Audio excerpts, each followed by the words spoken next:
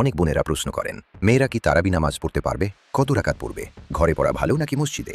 আজকে আমরা সহজভাবে সব জানব ইনশাআল্লাহ। তারাবি নামাজ কি? তারাবি হল রমজান মাসের বিশেষ নফল নামাজ, যা এশার ফরজ নামাজের পর আদায় করা হয়। এটি সুন্নাতে মুয়াক্কাদা, অর্থাৎ অত্যন্ত গুরুত্বপূর্ণ সুন্নাহ।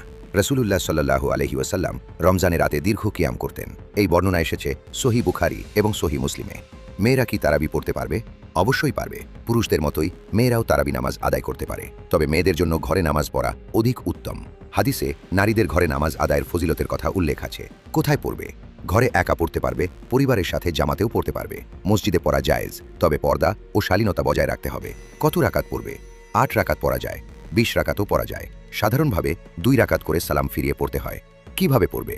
নিয়ত মনে মনে করবে, আমি আল্লাহর সন্তুষ্টির জন্য ২ রাকাত তারাবি নামাজ আদায় করছি।